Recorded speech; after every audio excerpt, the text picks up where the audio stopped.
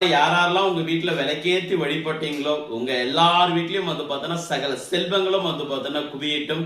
நீங்களும் உங்கள் அன்பு குடும்பமும் எப்போதும் சந்தோஷமாகவும் நிம்மதியாகவும் நிறைவாகவும் நிம்மதி பெருமூச்சுடனும் ஆழ்ந்த புரிதலுடனும் அபரிமிதமான செல்வ செழிப்புடனும் காரு பங்களா வீடு வாசல் மதிப்பு மரியாதை பலவற்றை பெற்று கொடுக்கக்கூடிய எண்ணங்களுடனும் குருவருளுடனும் திருவருளுடனும் பல்லாண்டு காலம் பல்லாண்டு காலம் பல்லாண்டு காலம் பல்லாண்டு காலம் 16 செல்வங்களையும் பெற்று தீர்க்க சுமங்கலியாக வாழ மனதார வாழ்த்துகிறேன்.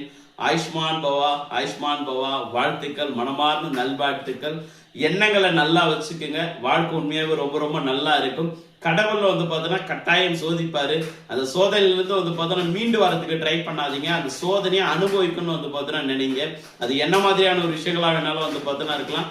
அந்த சோதனை நீங்க முழுமையா அனுபவிச்சுட்டு வரும்போது தான் கடவுள் உங்களுக்கான ஒரு புதிய வாழ்க்கையை வந்து பார்த்தோன்னா வச்சிருப்பாரு. அதை நீங்க முழுசா வந்து பார்த்தோன்னா அனுபவிக்கவே முடியுமே. அதனால சோதனைகளை கண்டு வந்து பார்த்தோன்னா பயப்பட வேண்டாம். இறைவனுக்கு தெரியாம எந்த ஒரு சோதனைகளும் நம்மளுடைய வாழ்க்கையில வரப்போறது கிடையவே கிடையாது. அது எப்பேற்பட்ட சோதனைகளா இருந்தாலும் எப்பேற்பட்ட வந்து பார்த்தோன்னா அவமானங்களா இருந்தாலும் என்னவா இருந்தாலும் சரி, அவனுக்கு தெரியாம எதுவுமே நமக்கு வரப்போறது வந்து பார்த்தோன்னா கிடையவே கிடையாது. எல்லாமே அவனுக்கு தெரியும். ஏன் எதற்காக இந்த நேரத்துல கொடுக்குறான்ற காரணம் வந்து பார்த்தீங்கன்னா நம்மளுக்கு லேட்டா தான் வந்து பார்த்தீங்கன்னா தெரிய வருமே. காரணம் இல்லாமல் காரியம் வந்து பார்த்தீங்கன்னா கிடையவே கிடையாது. ஆத்மார்த்தமா இறைவனை வந்து பார்த்தீங்கன்னா தேடுங்க. உங்களுக்கு என்ன கிடைக்கணுமோ அது பரிபூர்ணமா கிடைச்சிடும். இன்னைக்கு இன்னொரு மிகப்பெரிய